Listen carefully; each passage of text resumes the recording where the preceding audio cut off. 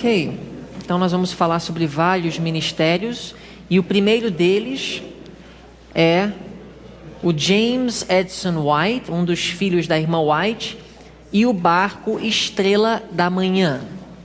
Nós vamos perceber que ministérios de sustento próprio foram surgindo no meio adventista do sétimo dia, de acordo com as necessidades. Normalmente, foi através de pessoas que perceberam que um trabalho precisava ser feito, mas estava de alguma forma sendo negligenciado pela organização, e então certas pessoas em certas épocas tomaram iniciativa de desenvolver diferentes tipos de trabalho para atender diferentes tipos de necessidades que eram urgentes, mas que não estavam sendo atendidos pela administração da igreja. Primeiro desses, James Edison White. E vamos dar o contexto, então, do ministério Estrela da Manhã, que foi o primeiro, poderíamos dizer, ministério de sustento próprio no meio adventista. Embora a Assembleia da Associação Geral de 1865 reconheceu que um campo está agora aberto no sul para o trabalho entre os afrodescendentes e deve ser iniciado de acordo com nossa capacidade, foi somente na década de 1890 que os adventistas do sétimo dia entraram efetivamente no sul dos Estados Unidos. Esse foi um campo novo para a igreja adventista. Ela nasceu no norte dos Estados Unidos. Como vocês sabem, no sul dos Estados Unidos havia grande preconceito contra os negros. E houve um reconhecimento na Assembleia de 1865 que a igreja precisava penetrar o campo do sul, mas não era uma tarefa fácil. E foi somente na década de 1890 que um trabalho efetivo foi iniciado nesse campo. A oposição de brancos preconceituosos no sul contribuiu para o fracasso nas primeiras tentativas de estabelecer a presença adventista no sul. Não era popular um ministro branco trabalhar no sul dos Estados Unidos para os negros. Não era popular, mesmo depois da escravidão nos Estados Unidos, escolas funcionarem onde brancos e negros estudassem juntos. A segregação nos Estados Unidos era forte. Isso, inclusive, até as décadas de 1950 e 1960 nos Estados Unidos. Durante as assembleias da Associação Geral de 1877 e 1885, foi discutida a questão de estabelecer obras e igrejas segregadas, embora muitos alegaram que isso seria uma negação do verdadeiro cristianismo. Então, as primeiras discussões dentro da igreja adventista sobre segregação dentro da própria igreja começou na década de 1870. Os irmãos sabem que até hoje nós temos nos Estados Unidos associações dos negros. Não uniões, mas associações. Ou seja, cada união nos Estados Unidos tem uma associação dentro daquela união que abrange a união inteira e tem várias igrejas dos negros. Agora, as igrejas dos negros têm poucos, mas alguns membros que são hispanos e até brancos, mas nós ainda temos isso. Isso iniciou no século XIX. Isso começou, embora não fosse o ideal, com a aprovação da própria irmã White. Foi reconhecido que não haveria outro jeito. Não era o ideal, não era segundo a vontade de Deus, mas não valeria a pena trazer uma perseguição sobre a igreja só baseado na defesa desse ponto. E a igreja poderia ter desafiado a sociedade na época e tentado seguir um caminho que era impopular naqueles dias, mas a igreja, de um modo geral, viu que não seria necessário, não valeria a pena. E então começou com igrejas segregadas. Até hoje nós temos, por exemplo, Oakwood College, nos Estados Unidos, que é uma faculdade adventista para os negros. Agora, isso existir até os nossos dias é outra história. Hoje em dia é uma grande polêmica e muitos acreditam que isso é desnecessário, que não deveria continuar hoje, sendo que hoje nós não temos necessidade para isso. Mas é uma realidade. Até hoje nós temos as associações regionais, é o que elas são chamadas, que são as associações dos negros. R.M. Kilgore, em 1890, um pastor adventista, defendeu a questão de igrejas separadas e, finalmente, suas recomendações foram aprovadas.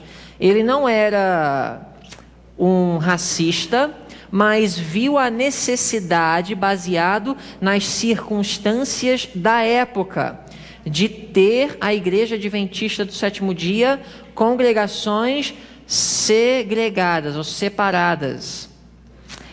Charles M. Kinney, que foi graduado do Healdsburg College, na Califórnia, e primeiro afro-americano a ser ordenado como ministro adventista do Sétimo Dia. Ele foi o primeiro pastor negro entre os adventistas. Considerava os serviços religiosos separados entre adventistas brancos e negros um grande sacrifício necessário na época. Foi necessário apelos fervorosos da irmã White para que os adventistas levassem sério o seu dever para com os afro-americanos. Não houve esforços muito fortes e intensivos para evangelizar o sul dos Estados Unidos nessa época de dificuldade, logo depois da guerra civil nos Estados Unidos. Então, a irmã White fez apelo após apelo. Vocês podem ver isso nos testemunhos para a igreja, a partir dos volumes 7 em diante. A irmã White teve um fardo por este campo negligenciado nos Estados Unidos. Em março de 1891, ela falou para 30 líderes reunidos para a sessão da Associação Geral. A cor da pele não determina o caráter nas cortes celestiais. Os negros merecem tanto respeito como qualquer um dos filhos de Deus. O pecado recai sobre nós como igreja, porque não temos feito um maior esforço pela salvação de almas entre os afrodescendentes. Isso vem do livro The Southern Work, seção 1, páginas 9 a 19, tem todo o contexto, onde a irmã White fez apelos para os adventistas do sétimo dia não negligenciarem este campo necessitado apenas por causa do medo das consequências. Embora eles tivessem tomado a decisão que iriam ter, sim, congregações separadas, mas mesmo assim isso não tiraria a responsabilidade dos adventistas de fazerem o trabalho de evangelismo no sul. Até isso ia trazer consequências desagradáveis, mas era um trabalho necessário, mas ele continuou sendo negligenciado. Por essa razão, James Edson White tomou iniciativa. Filho de Ellen White e um ex-obreiro da Review and Herald e Pacific Press, 3 anos depois se mostrou o ouvinte mais receptivo aos apelos de sua mãe. Juntamente com Will Palmer, um velho amigo e associado, ele determinou-se a estabelecer uma obra educacional e evangelística entre os negros do sul. Encomendaram a construção de um barco a vapor para ser usado como sede de seu ministério de sustento próprio. chamado Sociedade Missionária do Sul. Não era uma entidade vinculada à organização da igreja. Edson White não era um ministro ordenado pela igreja, mas viu a necessidade de trabalhar no Sul entre os negros, ajudando a estabelecer congregações e escolas adventistas que atendessem à necessidade dos negros no sul do país. Aqui nós temos uma foto do barco Estrela da Manhã, um ministério muito interessante. Ele, através do barco, viajava no rio Mississippi, do norte para o sul dos Estados Unidos, atravessando vários estados e trabalhando entre várias comunidades negras nos Estados Unidos. O pastor Ole Olson, que era presidente da Associação Geral na época, no dia 10 de agosto de 1895, na cidade de Vicksburg, Mississippi, no sul dos Estados Unidos, pregou o sermão de dedicação na inauguração da primeira igreja adventista aberta pelos esforços de White e Palmer. Então, foi a primeira igreja adventista do sétimo dia dos negros. Já havia alguns irmãos convertidos. O primeiro ministro adventista negro já havia sido ordenado, mas a primeira congregação negra no sul dos Estados Unidos foi aberta e o presidente da Associação Geral esteve presente para trazer o sermão na inauguração daquela congregação. Nos primeiros anos do século XX, a sociedade, ou esse Ministério de Sustento Próprio, tinha quase 50 escolas literárias para os negros em funcionamento. E em 15 anos de ministério, o número de adventistas negros no Sul aumentou de 50 para 900. Essas 50 escolas não eram escolas necessariamente para formação de obreiros ou missionários, mas eram escolas que ensinavam as crianças e os jovens a lerem, escreverem e outras matérias como matemática, ou seja, um treinamento acadêmico normal, mas era um meio de atrair as pessoas ao Evangelho. O ministério foi muito bem sucedido. O próximo ministério de sustento próprio que nós vamos analisar é o de Madison, a primeira escola de sustento próprio estabelecida entre os adventistas do sétimo dia. E não esqueçam deste nome, muito importante na história da nossa igreja, Edward Sutherland. Ele se formou no Battle Creek College em 1890 e foi convidado em 1892 para ser presidente com W.W. Prescott da nova escola adventista do estado de Washington, Walla Walla College. A propósito, o Walla Walla College até hoje existe e ela é a faculdade adventista que fica no estado de Washington, no noroeste dos Estados Unidos.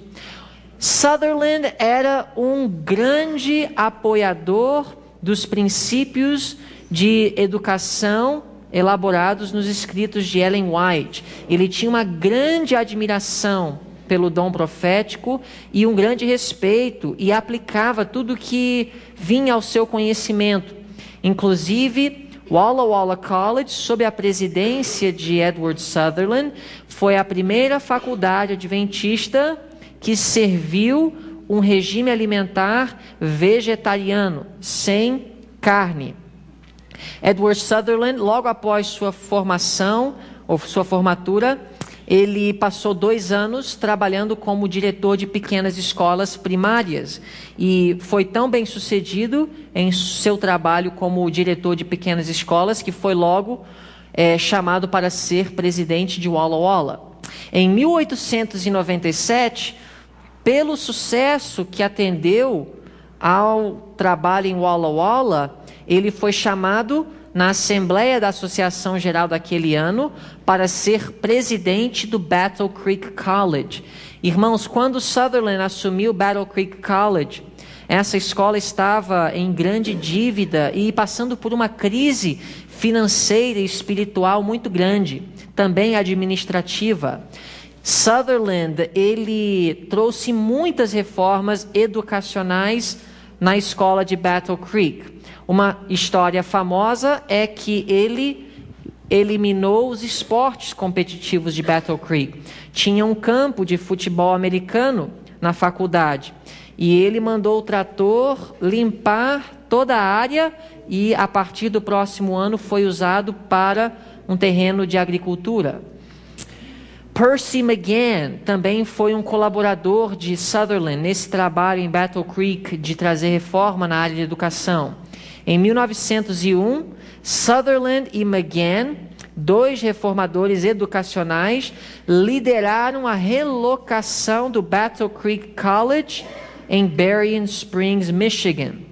Hoje, nós temos a Andrews, que fica em Berrien Springs, o que anteriormente era Battle Creek College.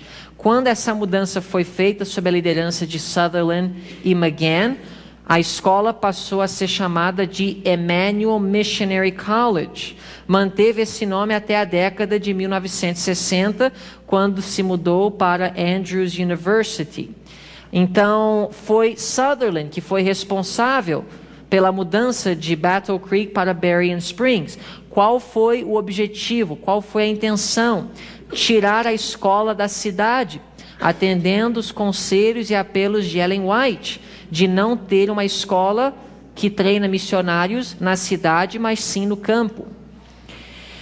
Por serem firmes crentes nos conselhos e orientações de Ellen White sobre a verdadeira educação, a contínua oposição de vários líderes denominacionais os levou a demitir-se de seus cargos em Emmanuel Missionary College em 1904.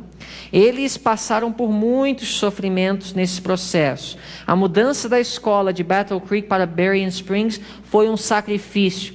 Eles tentaram fazer mudanças no currículo. A filosofia de Sutherland e McGann era que a escola deveria existir por um só propósito, a formação de missionários, e não necessariamente profissionais para o mercado de trabalho. Essa ideia revolucionadora feriu muito as expectativas dos administradores e houve muito choque, e a oposição foi muito grande, ao ponto que eles não se sentiram livres para aplicar os princípios que eles julgavam ser necessários na formação dos alunos. Então, com o apoio da irmã White, sob o conselho dela, eles saíram de Emmanuel Missionary College e foram para o sul dos Estados Unidos para estabelecerem uma escola de sustento próprio. A questão surgiu: por que não colocar a escola que eles haviam fundado sob a administração da organização?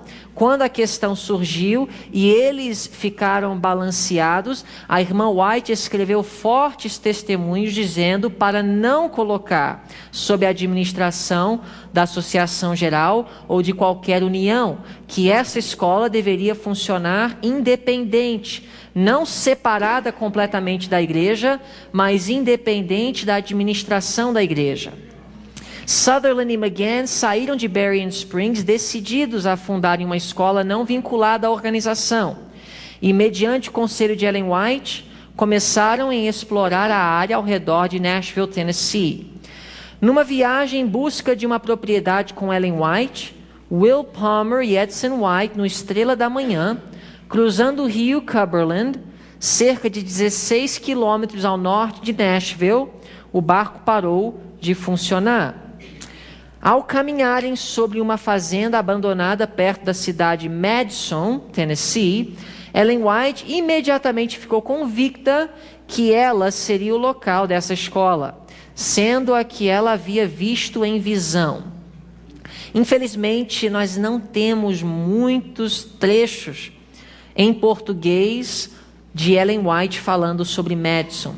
Se alguém tiver o CD-ROM em inglês e digitar Madison, vocês vão ver tudo que Ellen White tem a dizer acerca dessa escola, mas as informações sobre essa instituição são muito poucas em português. Mas nós temos no IESH vários documentos já traduzidos que falam a respeito de Madison, onde Ellen White comenta sobre como a propriedade foi escolhida e como foi o sistema de educação que ela colocou em função. Embora Sutherland e McGann ficassem desanimados com a propriedade por seus edifícios estarem em situação precária, sua terra erodida e o preço um pouco alto, eles se submeteram relutantemente aos conselhos da serva do Senhor. Aqui nós temos o estado do Tennessee, onde Madison foi fundado. A cidade de Nashville era a cidade grande mais próxima do pequeno vila de Madison, onde a escola estava, que era uma pequena cidade de campo. Em 1º de outubro de 1904, a escola foi registrada como Instituto de Agrícola e Normal de Nashville, embora fosse conhecida como Madison College, ou Escola de Madison. Pela severa oposição da liderança da igreja, Ellen White demonstrou seu apoio, aceitando fazer parte do conselho de diretores do Instituto, a única vez em que ela serviu em tal posição. Isso está escrito em Portadores de Luz, página 237. Aqui nós temos a foto da mesa administrativa de Madison. Nós temos aqui Edward Sutherland, e aqui nós temos Ellen White, e outra pessoa importante que serviu na mesa administrativa de Madison foi o pastor Stephen Haskell, que serviu também como membro da mesa, que também era um líder e um pioneiro importante na igreja. Ela escreveu, isso vem da irmã White, Manuscript Releases, volume 11, página 193. Ela disse o seguinte: a classe de educação sendo dada no colégio de Madison é de grande valor para aqueles que serão missionários em campos estrangeiros. Meus irmãos, falando aos líderes, não coloquem obstáculos no caminho daqueles que estão buscando essa educação, a qual os que estão em Madison recebem. Se muitos em outras escolas estivessem recebendo um treinamento parecido, nós, como povo, seríamos um espetáculo ao mundo, aos anjos e aos homens. A mensagem rapidamente seria levada a toda a nação, e almas, agora nas trevas, receberiam a luz. Então, Ellen White, aqui nós temos uma citação, mas existem muitas, falou muito bem dessa escola, dizendo que ela era um modelo de como todas as nossas escolas deveriam funcionar. Agora, haviam duas questões que despertaram oposição e fez com que a escola não fosse popular em seus primeiros anos. Uma questão era recursos financeiros e a outra era recrutamento de alunos para a escola. Já tínhamos uma escola da organização no estado do Tennessee, Southern Missionary College, e a União do Sul viu que isso causaria competição entre uma escola e outra. Então foi colocado sobre os pescoços de Sutherland e McGann o jugo, a barreira. Eles foram proibidos de recrutar jovens naquela região, na Tennessee. Também foram impedidos de levantar fundos entre os membros das igrejas na região. E por causa dessas duas questões, Ellen White escreveu ao presidente da Associação Geral, o pastor A.G. Daniels, dizendo que, em primeiro lugar, essas demandas nunca deveriam ter sido feitas. E, em segundo lugar, Sutherland e McGann cometeram um erro em submeter-se à sua autoridade. A escola teve somente 11 alunos quando o primeiro período se iniciou no outono de 1904. Teve começos humildes e pequenos, as instalações muito pobres, os recursos eram poucos. A filosofia da direção da escola era que quanto mais as condições do colégio se aproximassem das condições que os estudantes enfrentariam quando saíssem, mais facilmente eles se adaptariam às suas vocações. O trabalho vocacional dos alunos, em vez de dinheiro, era aceito para o pagamento do estipêndio escolar. A irmã White fazia numerosos apelos aos membros da igreja para que ajudassem a obra em Madison e estimulavam Sutherland e McGann a levantarem fundos nas igrejas. Alunos e professores faziam regras, impunham a disciplina e planejavam as necessárias melhorias juntos em conselho administrativo chamado Corpo Unido. E as informações que eu estou apresentando aqui nesses slides, eu não coloquei referência, mas os irmãos podem consultar o livro Portadores de Luz, pode ir no índice procurar Madison e lá eles têm uma seção que fala sobre o colégio de Madison. Cada aluno estudava apenas uma matéria, que envolvia 3 horas de instrução por dia, por período, os quais duravam 9 semanas. Os esportes competitivos e o atletismo, que poderiam estimular rivalidade e orgulho, não faziam parte do programa educacional de Madison. Em 1907, conforme os apelos de Ellen White, foi adicionado um sanatório ao Colégio Madison. O curso foi ampliado a 2 anos. Aqui nós temos uma foto da faculdade. Infelizmente, ela fechou suas portas no ano de 1964, logo após o presidente fundador Edward Sutherland se aposentar. Mas os efeitos de Madison tiveram vasto alcance na igreja. Em 1906, uns 25 quilômetros de Madison, 3 irmãos da instituição, ex-obreiros, compraram um pedaço de terra e estabeleceram a escola de sustento próprio Oak Grove Garden. 2 dos fundadores de Oak Grove Garden mudaram-se 32 quilômetros para o leste, nos montes acima de Gallatin, e estabeleceram ali a Fountainhead School, hoje chamada Highland Academy. Várias escolas de 2º grau, internatos no sul dos Estados Unidos, hoje existem como resultado da influência de Madison. Não só da influência, mas de graduados de Madison e ex-obreiros do Instituto saírem e estabelecerem outras escolas. Essa era a visão inicial de Sutherland, que não fosse uma escola grande, mas que essa escola pequena formasse obreiros e, através desses obreiros, a influência e a filosofia educacional se estendesse. E hoje nós temos várias escolas desse tipo funcionando no sul dos Estados Unidos. No ano de 1915, havia 39 escolas de sustento próprio funcionando nos estados de Tennessee, Alabama e Carolina do Norte. O Hillcrest School, estabelecido em 1908, foi estabelecido pelo ex-gerente de Oakwood. Foi uma escola de sustento próprio, onde graduados do Madison serviam como professores missionários. Aqui nós temos os estados de Carolina do Norte, Tennessee e Alabama, que foram beneficiados pelo trabalho dos alunos e obreiros de Madison.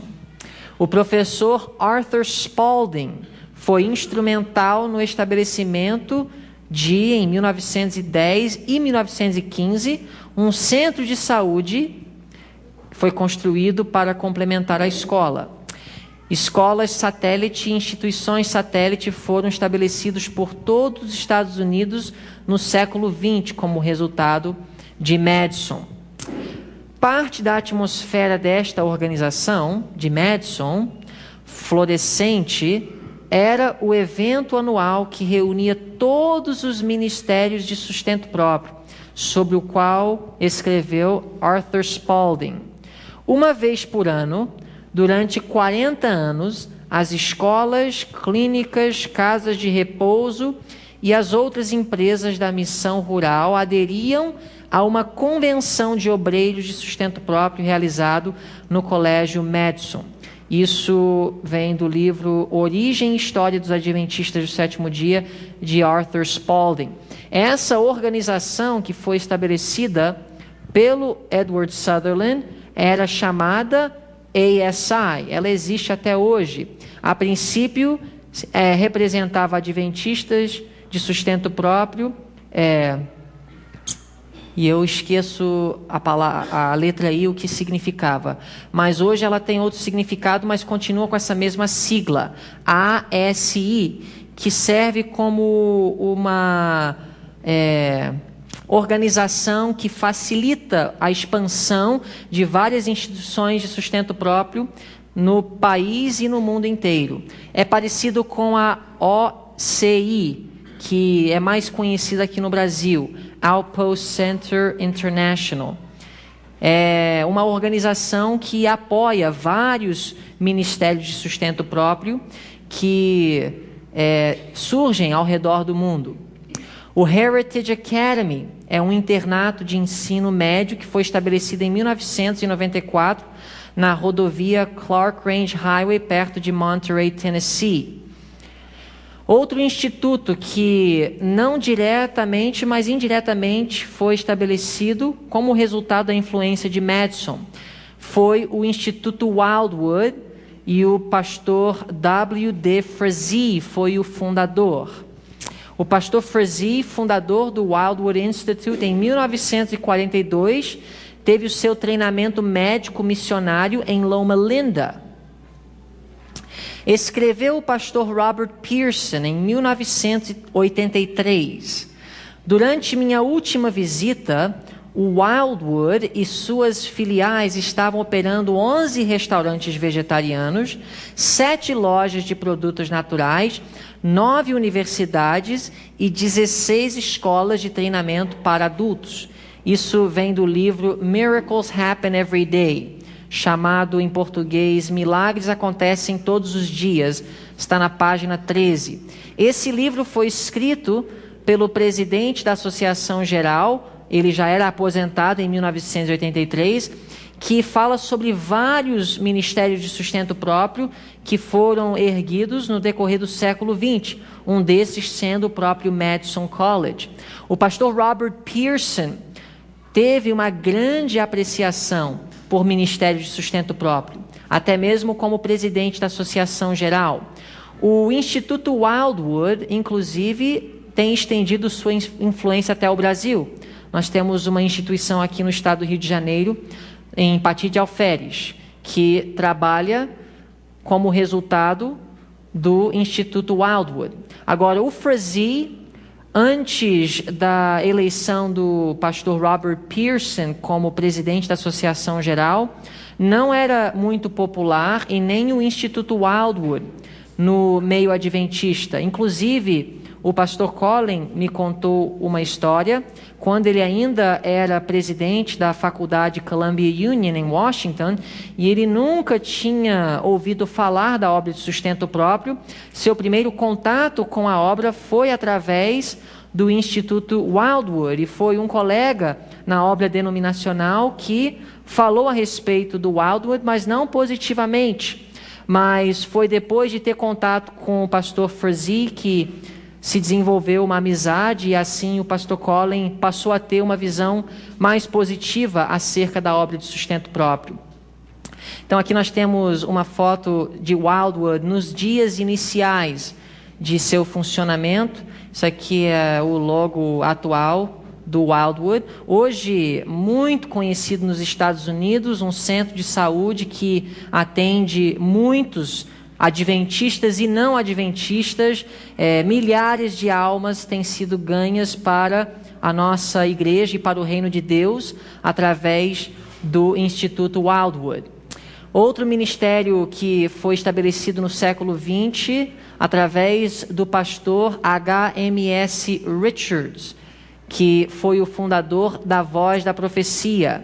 Em 1919, Harold Marshall Sylvester Richards se formou na Washington Missionary College, que é a mesma Columbia Union College onde o pastor Collins serviu como presidente na década de 70.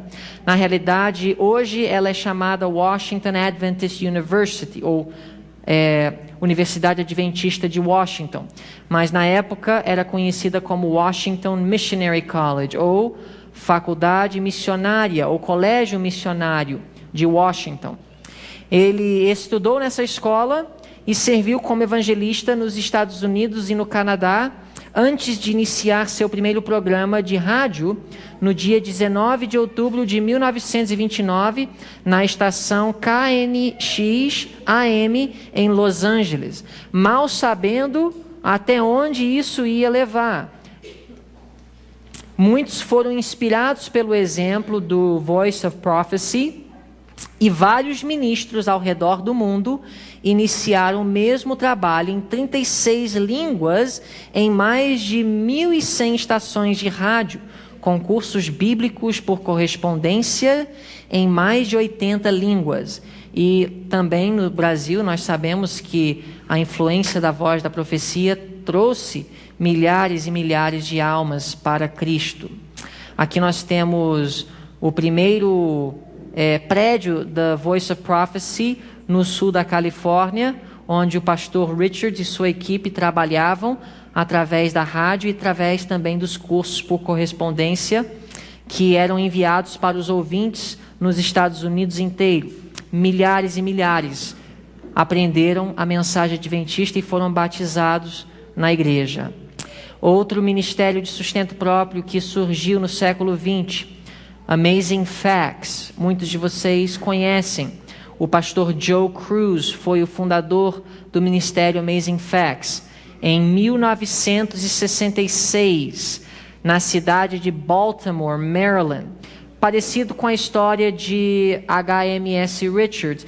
Ele era um pastor de igreja que foi inspirado e teve a convicção de estabelecer um programa de rádio através do qual ele atrairia almas para Cristo através da mensagem adventista, não sabendo quais seriam os resultados dessa iniciativa de fé. Eu falei algo no domingo que eu preciso corrigir. Eu disse que o Amazing Facts foi o primeiro ministério que começou transmissão através da televisão, mas eu errei. O Está Escrito, não o Amazing Facts, que foi o pioneiro na área de televisão.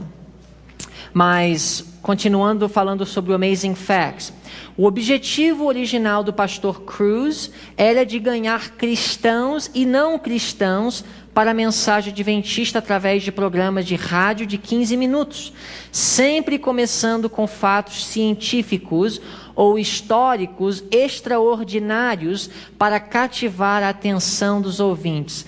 Alguém aqui já ouviu o pastor Joe Cruz pregar?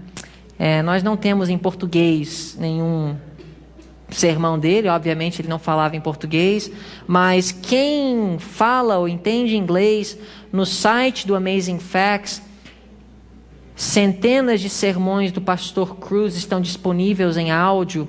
Os irmãos que puderem, foi um pregador tremendo, e a mensagem dele era muito cativante. Cada sermão começava com um fato extraordinário. Era assim intitulado o programa da rádio, Amazing Facts, que em inglês significa fatos incríveis ou fatos extraordinários, mas sempre um fato que estaria relacionado com o tema do sermão, mas a eloquência e o poder e convicção que ele tinha ao transmitir a mensagem. Irmãos, eu vou dizer, um pastor da verdade presente. O pastor Joe Cruz, desde a década 70, foi um pastor considerado muito polêmico nos Estados Unidos. Ele era um pastor que pelo menos pelo que eu ouvi falar de muitos pastores, inclusive o pastor lá onde eu sou membro, que me disse que o pastor Joe Cruz não batizaria uma pessoa de forma alguma que não estivesse preparada. Inclusive, ele negava o batismo de uma pessoa que ainda usava até uma aliança. E isso trouxe muita polêmica. Ele pregava fortemente contra joias, inclusive a aliança. Ele era um pastor que não deixava de pregar sobre o sinal da besta, numa época em que deixou de ser popular identificar a Igreja Católica como a besta de Apocalipse 13 e o anticristo da profecia bíblica. O pastor Joe Cruz sempre foi um pastor firme na pregação do dom profético de Ellen White e um evangelista que foi muito bem sucedido. Talvez ninguém mais, até mesmo mais do que da Voz da Profecia, o Amazing Facts, nas décadas de 70, 80 e 90, trouxe mais almas para a igreja. O Amazing Facts, através da liderança do pastor Joe Cruz. O programa era acompanhado de cursos bíblicos, como a Voz da Profecia, por correspondência e livretos escritos pelo próprio pastor Cruz.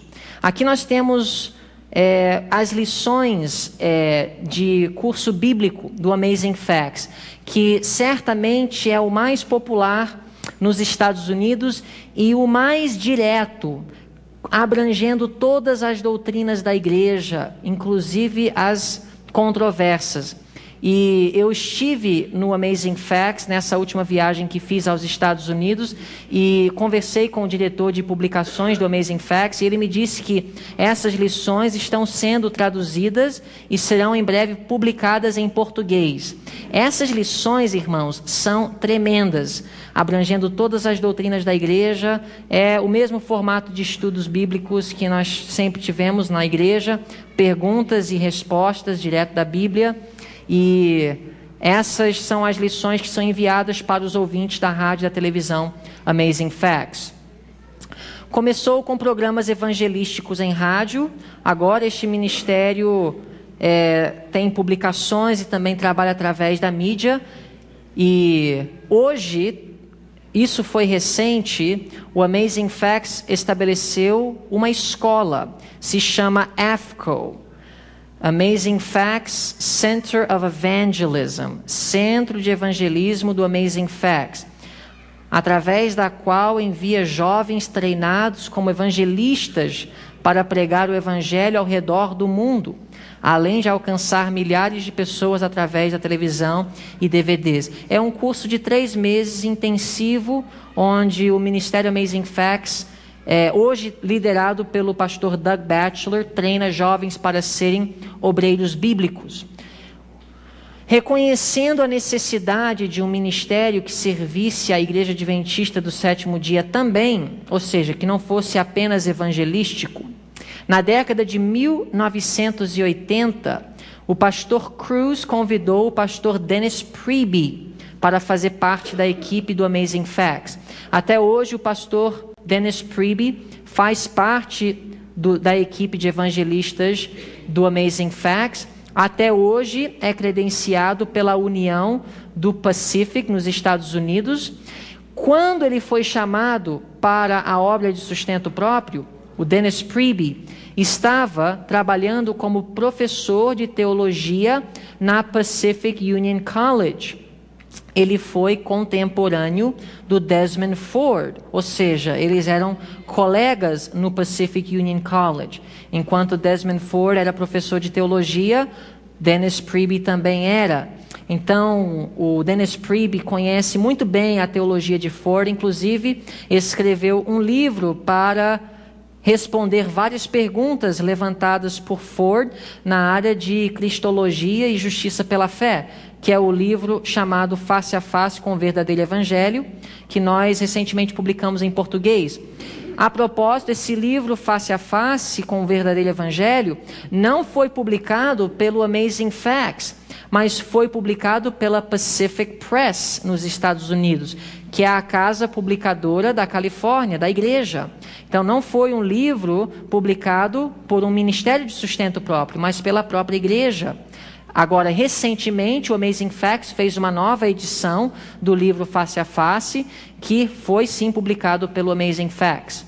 Mas o pastor Dennis Priebe até hoje é credenciado pela União Pacific, um ministro ordenado, mas como o pastor Joe Cruz, ele se posiciona firme em questões que hoje estão confrontando a nossa igreja. Nas décadas de 1970 e 80, o pastor Joe Cruz escreveu 3 livros muito polêmicos, advertindo contra a nova teologia e o rebaixamento das normas da Igreja Adventista do Sétimo Dia, que despertaram a oposição da divisão norte-americana. Esses livros foram chamados Reaping the Whirlwind, Colhendo a Tempestade, Enemy at the Gate, Inimigo às Portas, e Creeping Compromise, Transigência Sutil. 3 livros que eu li, eu tenho, e digo para os irmãos que ele realmente deixou bem claro sua posição quanto à infiltração da nova teologia na igreja. Um forte defensor da teologia tradicional da Igreja Adventista do Sétimo Dia. Numa época em que a igreja estava em crise, ele se posicionou firme e sempre foi impopular. Ele serviu na mesa administrativa do Instituto Heartland até a sua morte, que também causou um pouco de polêmica até o final de sua vida. Mas o Ministério Amazing Facts, apesar de muitas vezes passar por momentos difíceis com a liderança da igreja, sempre e até hoje é muito bem respeitado, porque ganha milhares e milhares de almas para a igreja através da televisão, da rádio, dos cursos bíblicos e dos evangelistas que são treinados e enviados pelo Amazing Facts. Em 1987, o ministério expandiu para a divulgação do evangelho via televisão. Quando, em 1994, o pastor Joe Cruz morreu, o pastor Doug Batchelor assumiu a direção do Amazing Facts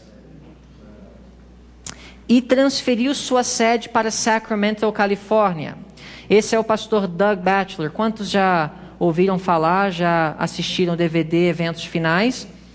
O pastor Doug Batchelor é o pastor da Igreja Central de Sacramento. Então, o caso dele é especialmente peculiar.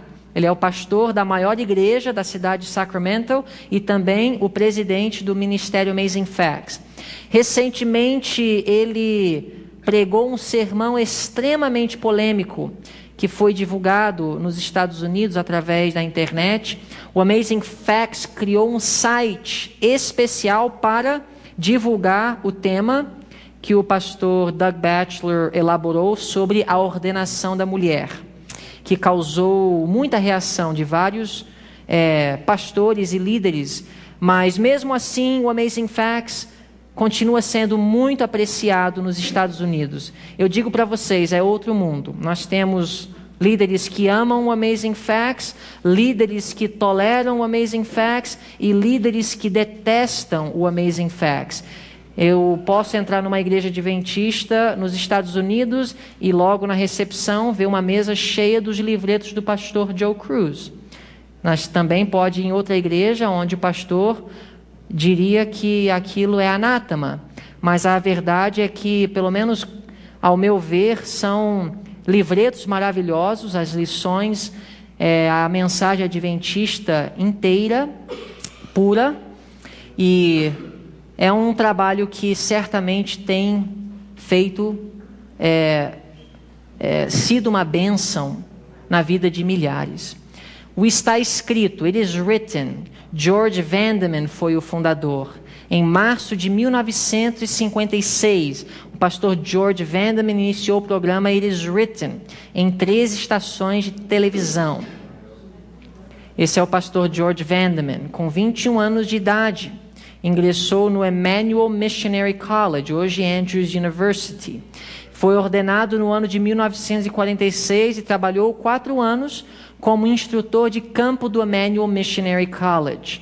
Estimulado pelo pastor J.L. McElhaney, presidente da Associação Geral, em 1950 iniciou seu ministério evangelístico através de televisão.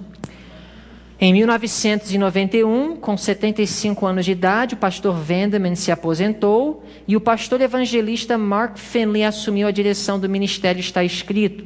Também um ministério que tem ganhado milhares e milhares de almas para a igreja através da televisão. Em 2005, o pastor Sean Boonstra substituiu o pastor Finley, o qual foi chamado para o posto de vice-presidente da Associação Geral. O pastor Finley, ele se aposentou agora em 2010, como vice-presidente da Associação Geral. E o pastor Sean Boonstra, canadense, agora é o diretor e orador do Está Escrito na América do Norte. O Instituto Weimar. Este instituto também é mencionado no livro do pastor Robert Pearson, presidente da Associação Geral, em 1978, como uma organização sem fins lucrativos. O pastor Colin Standish, o então presidente da Columbia Union College, foi convidado para ser o primeiro reitor acadêmico. Também teve como presidente deste instituto o pastor Herbert Douglas, que serviu como presidente do Instituto Weimar na década de 1990. Um instituto que treina missionários também, parecido com o Wildwood, tem um centro de saúde, tem uma faculdade, treina médicos missionários e também tem um curso de teologia. Inclusive, foi no Weimar Institute que o pastor Halmer estudou. Foi lá que ele conheceu o pastor Colin e foi daí que eles juntos se uniram juntamente com outros irmãos para depois estabelecerem o Instituto Heartland. O Instituto Weimar funciona até hoje e em 2008 o Weimar se uniu ao Ministério Amazing Facts. Então, aquela escola do Amazing Facts e o Weimar funcionam juntos no mesmo terreno. O Weimar fica na Califórnia, mais ou menos 45 minutos ao norte da cidade de Sacramento. E é justamente na cidade de Sacramento onde fica o Ministério Amazing Facts. Então, houve uma união entre os dois ministérios para unir os recursos e as forças, e então eles trabalham juntos. Ron Spear e a Hope International. A Hope International foi fundada em 1964 por membros leigos adventistas do sétimo dia da cidade de Seattle, Washington. Esse ministério nasceu como resultado da controvérsia doutrinária que emergiu no adventismo depois da publicação do livro Questões sobre Doutrina. O ministério teve pouco impacto no adventismo antes do pastor aposentado Ron Spear assumir a liderança no ano de 1985. Daí, o impacto do Hope International foi muito grande. Através da revista Our Firm Foundation, Nosso Firme Fundamento, que ele iniciou, escreveu vários livros e liderou congressos que promoveram o adventismo histórico. Em 2003, sua sede mudou de Seattle para Knoxville, Illinois, onde hoje é a sede da Hope International. E outro ministério de sustento próprio, com certeza os irmãos já devem ter ouvido falar, do Instituto Heartland de Educação e Saúde, onde eu tive o privilégio de estudar nos Estados Unidos. O Instituto Heartland abriu suas portas no mês de julho de 1983, tendo o pastor Colin Standish como seu primeiro presidente.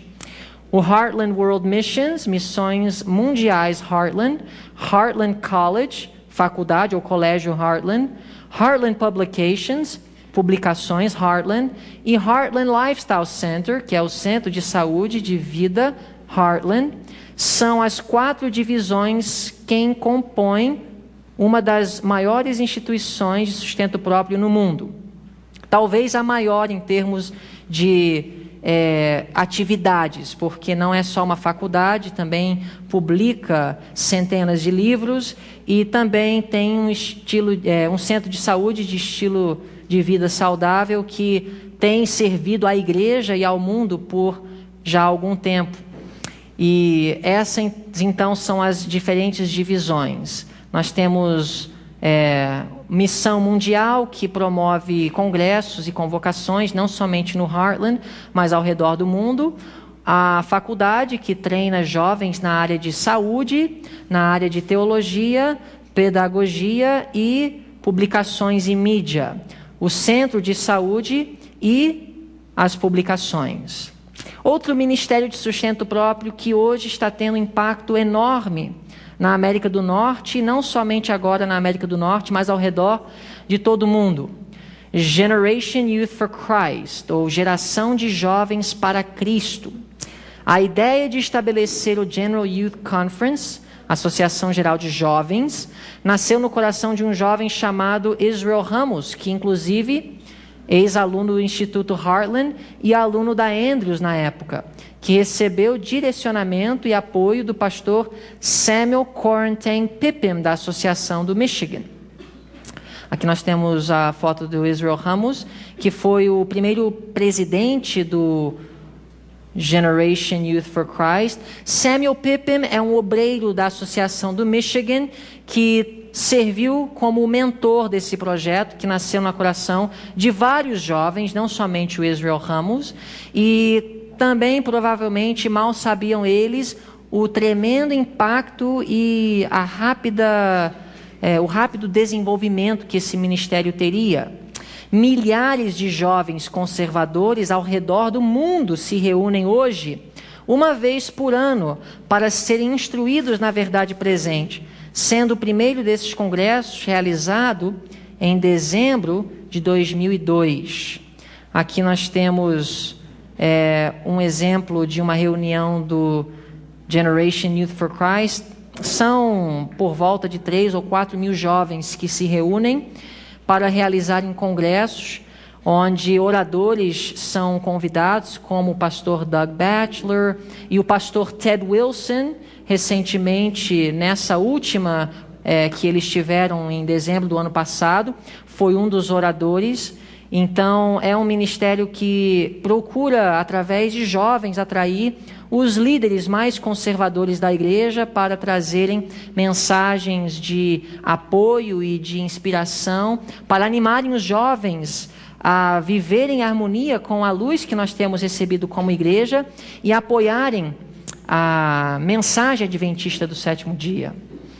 Outro ministério de sustento próprio que tem influenciado a mim e muitos outros nos Estados Unidos, na realidade é dirigido por um pastor da igreja, Larry Kirkpatrick, que recentemente foi transferido da Califórnia para, se eu não me engano, North Dakota, mas continua atuando na obra, mas tem um sítio web, um website, chamado www.greatcontroversy.org. Se irmãos quiserem anotar, é um website cheio de recursos, muito bons.